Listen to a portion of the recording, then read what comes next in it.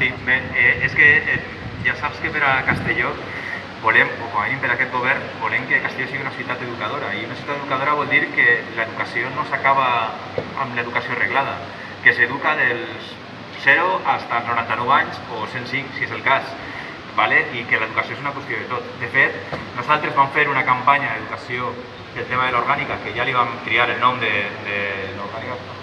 L'orgànica és un barro de tots, que se va centrar en les escoles, que se va fer el mes de novembre i octubre i que va tenir molt bon resultat, però aquestes 150 accions que se van fer no van destinades cap als centres escolars i, de fet, en la primera reunió amb els educadors ambientals ja es va dir que les escoles ja tenien els seus programes educatius. De fet, els consells escolars i els equips directius s'estan volcant moltíssim en el tema de la sostenibilitat i totes les campanyes que anem a realitzar estan pensades, anem desgranant a poc a poc, però evidentment estan pensades per a la gent adulta. Bàsicament per una qüestió molt senzilla, perquè un xiquet de 8 anys no baixa a la basura, la baixa el seu pare i la seva mare.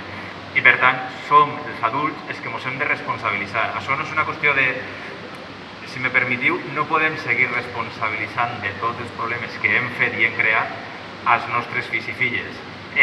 No, això és una qüestió d'educació, no. L'educació també la tenim que tindre els adults, perquè a més la solució, ho ha dit la consellera abans, la solució ha de ser ara, no n'hi ha més temps. Per tant, la resposta és que sí, les accions són totes dirigides cap a la gent adulta, ¿vale? Però bueno, ja pues, anirem explicant poquet a poquet les que n'hi ha. També farem algunes directament per al comerç, altres per a l'hostaleria, altres per als proveïdors de comestibles. És a dir, sí. ¿Alguna pregunta més? ¿Considera que se deben endurecer las sanciones para que no se... Ahí. ¿Considera que se deben endurecer las sanciones o aplicar más sanciones para concienciar a la gente adulta? Bueno, el que nosaltres pretenem és tota una transformació i una transformació del nostre dia a dia passa per diferents fases. Evidentment hi ha una qüestió que és cridar a la responsabilitat, ho ha fet abans l'alcaldessa, és important que tinguem un compromís cívic d'allò que hem de fer.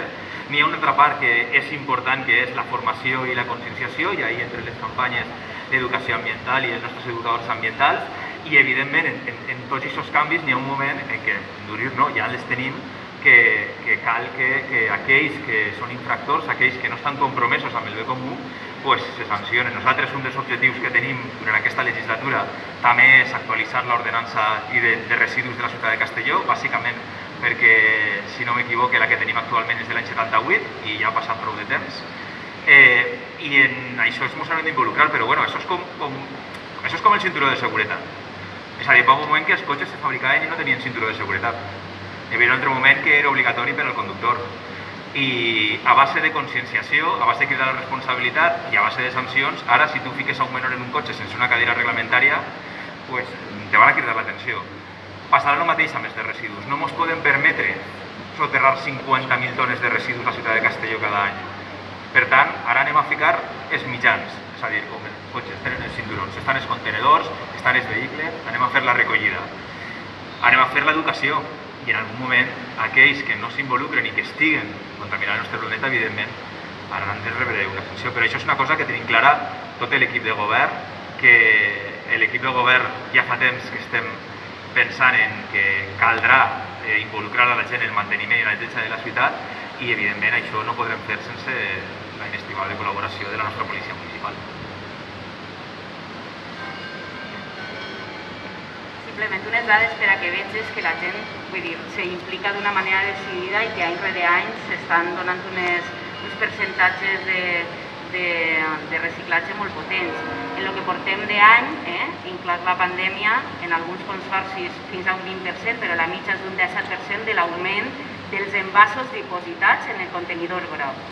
I no és una relació de que hagin consumit més, perquè s'ha mantingut el consum, digueren, dels envasos que són susceptibles de reciclar-se d'un any a un altre. I el que ha passat és que el nostre comportament cap a aquests envasos ha sigut molt més adequat. Bueno, pot ser que siga perquè hem estat en una situació excepcional, pot ser que siga perquè ens hagin relacionat més en els nostres menuts, que els menuts ja saben molt més de vegades que nosaltres i ens hagin ficat en un costum que ha fet que tinguem unes dades que són tremendament importants. I respecte del 18 al 19 també va ser una mitja pareguda.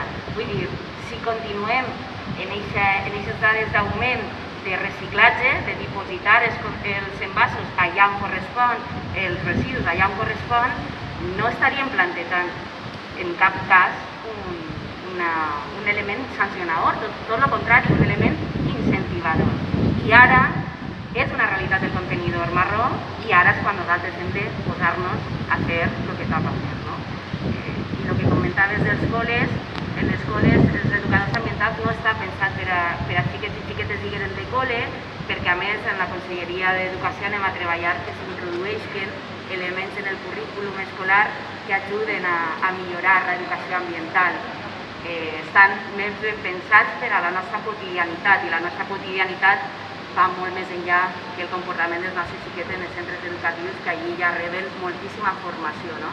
El que poden fer els xiquets és renyir els pares quan veuen que no fan les coses bé.